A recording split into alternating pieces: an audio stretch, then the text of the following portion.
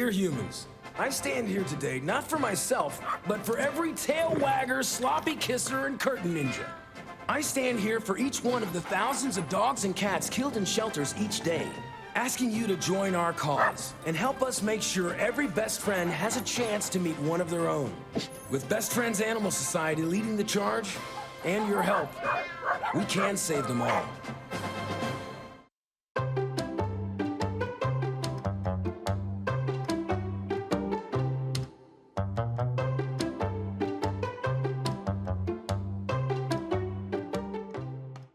Thank you for joining us for Pet Connect. I'm Tara Douglas. We've got some really cold weather coming into this area of Alabama this week, so make sure you check the shelter's Facebook page to see if we're able to walk dogs this weekend. If we're able to, we'll be there from 11 to 1, but of course if it's too wet, too icy, we're not going to be out there. But if you're able to come out, we've got a great dog that's our available pet of the week. This is Liddy. Liddy was born at the shelter. She is almost a year old, and she's got her two siblings that are heading to rescues in New Jersey, and that has left her at the shelter right now. So we would desperately love to find a home for her. She is great with kids. She is great with everybody. She loves other dogs. She's been in a kennel with her two litter mates, and so she would be a great high energy dog for a family that is very active. So if you are looking for a dog, come out and meet Liddy. You don't have to come on Saturdays. You can call the shelter and come out to meet any of the dogs any day of the week. Just let them know that you're coming and which dog you're interested in. And don't forget that if you would like to try to decide if you're going to adopt a dog, you can take them out for a doggy day out. You can do a foster to adopt. You have all kinds of different options where you can see if that dog will work in your household. But like I said, Liddy is a sweet pup and she is full of energy. So if you are looking for that young dog that will go hiking with you and throw a ball with you and have all kinds of good times, then Liddy is your pup. So come on out, and hopefully we'll be able to be out there this Saturday, but it is looking highly unlikely. So just make sure that you check the weather. And of course, with all the cold weather coming in, we want to talk about ways that you can protect your animals. I know that we have a lot of our viewers that have outside dogs and cats, and so we've got to think about what to do for our pets during this time of year, and especially when we've got weather like we have this coming in this weekend. So first of all, make sure that you do everything you can to keep your pet dry and also keep them out of the wind, because that means that they can be safe if they're dry and out of the wind. If they are wet and if they are in the wind, then that can be a disaster. So just make sure that as you're thinking about that, and just have a shelter that can provide all those different things. So when you're getting a shelter or building a shelter for your animal, try to keep it off of the ground, number one, because we've got to keep the animals warm. And if that shelter is sitting on dirt, if it's sitting on concrete, it's going to leach a lot of that warmth out of it. So if you have it raised, you can put it on some kind of 2x4s, you can get foam padding, you can get some of those crates, the pallets that they can sit on. Anything like that, just a few inches off the ground can make all the difference in the world. Now also make sure that you keep the wind blocked. Before we talk about the bedding, wind blocked, so try to find a spot for it where it's out of the wind. If you can't keep it completely out of the wind, then at least the opening, try to make sure that the opening to that shelter is where the wind's not going to be whipping in on the dog. And if you've got access to some kind of flap or plastic that you can put over the opening to the shelter, then that is great. So make sure that you figure out some way to keep the dog warm in there. Now, speaking of warmth, we skipped over that second thing on our graphic there, the straw. So here's a listing of the different types of bedding. A lot of people think that blankets are great, that hay is great. Hay and blankets both get really too wet and can freeze and create a much worse situation for your dog than probably having nothing at all. So avoid blankets, avoid hay. Hay is for feeding animals, not for trying to give them the insulation. Think about straw. And when I say straw, think about the grain kind of straw, because that straw is going to be a tube, and so it's going to have that air inside of it, and that air will help insulate. And straw typically stays fairly dry, and so it'll continue to insulate for the dog. You'll want to have several inches of it, so 4 to 6 inches usually fine. Bigger dogs, you might have to have more, but if you have access to straw, please choose that one. That is number one best. Now, we have a lot of pine straw around here, so pine straw is acceptable in a pinch. So it's not the best, but it will work. Now, the pine straw, you'll need more of it, so make sure that you have maybe 10 inches of it in that shelter. And keep checking it though, because pine straw, of course, can get damp, so you want to change it out periodically. Make sure that that you constantly have enough straw in there and that you can move it in and out. But by all means, avoid hay and avoid any kind of blankets, because we've got to keep the animals, like we said, wet is not safe, so we've got to keep them dry. Also, hay, think about that. If you leave it in too long, it can mold. So you definitely want to choose a straw kind of option. That's going to be the best. Now, think about also, you want to make sure that if you've got a shelter that is not great with wind, you can always put a plastic tarp over it. The tarps will help block a lot of that so that you can have that wind blocking ability. And make sure that if you're going to use any sort of heat source in that shelter, if you've got straw in there or something like that, don't put a heat lamp in there. They will be fine. And you want to make sure the shelter is also pretty small, because a big roomy doghouse is not great this time of year. We definitely want a smaller. They need more of an insulated cave right now. So just make it big enough for your dog to get in there, curl up in a ball, and stay warm. Now, other things that you can think of this time of year. They need water. So don't think that just because it's cold outside, your dog doesn't want to drink. Your dog definitely needs to stay hydrated, because they can't get dehydrated this time of year either.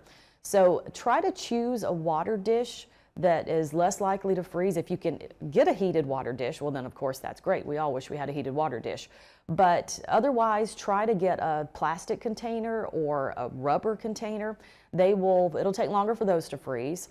And if you have a metal one, it's going to freeze pretty quickly. But change out that water frequently. Make sure that they have access to actual liquid water and not have it frozen sitting there for them. And dogs also need a lot of calories this time of year when they're cold, and especially if you give them extra food at night. One thing that can happen is when they're digesting their food, they can really build up their body heat. So if you feed them later, that's going to be best. So we've got all kinds of things that can really help you keep that dog safe and warm. Don't just assume that because a dog has fur that the dog is going to be just fine. So we want to make sure that they stay dry and they stay out of the wind regardless of fur. And consider, I know it's too late right now because it's about to get cold quick, but consider not shaving your dogs during the winter if possible. And of course, that bottom one on our graphic here, bring them inside. That is going to be the #1 thing to keep your dog safe and warm. Bring them inside if possible. I know that's not always possible, but that would be the #1 answer to this. Now, if your dog is outside, watch for signs of danger, because again, they can get frostbite, they can get hypothermic. So the areas of their bodies that can get it first are the tips of the tails, the tips of the ears, their paws, their nose.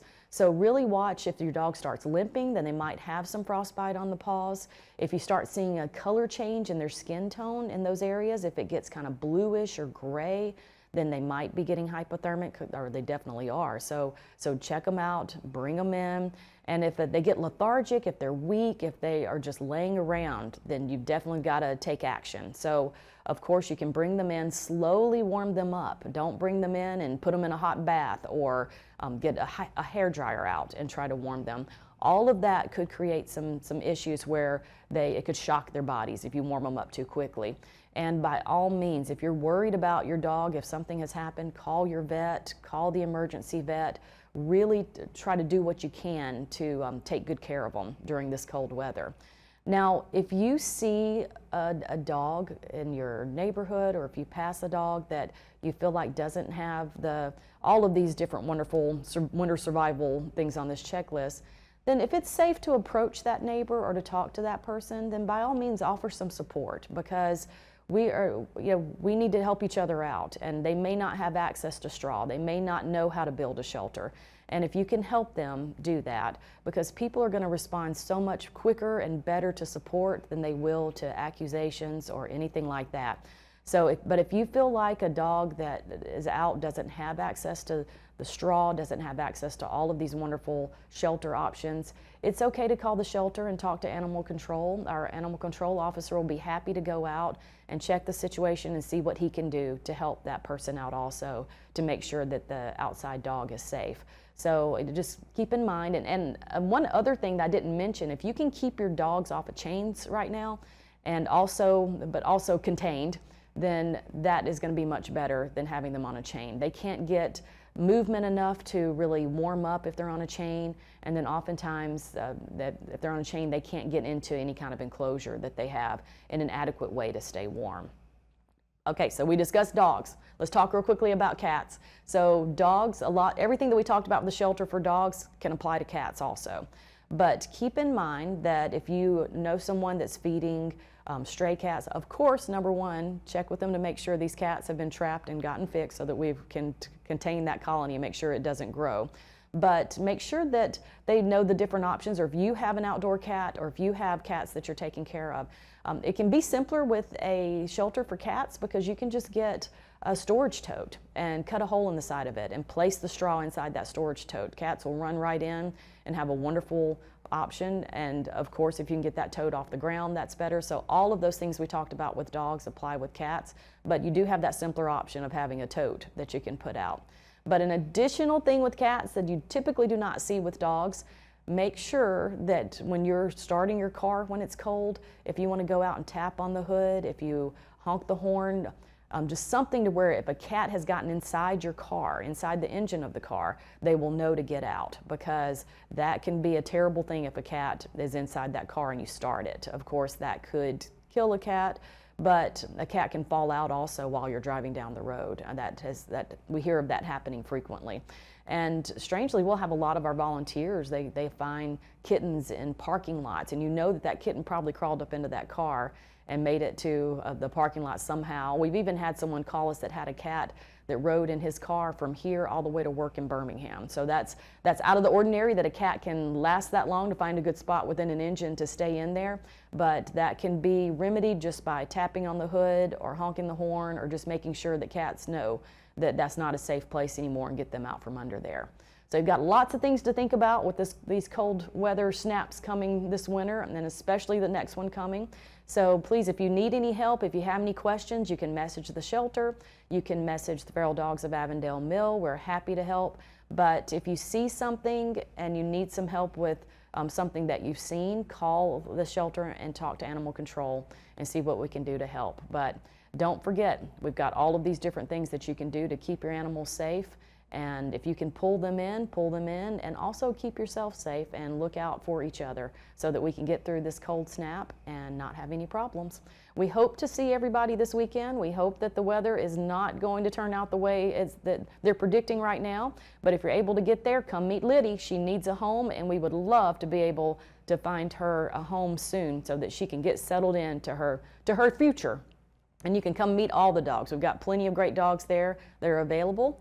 And we will be there next weekend if we're not there this weekend. And hope you have a wonderful rest of your week, and we'll have more Daybreak after these messages. Thanks for joining us.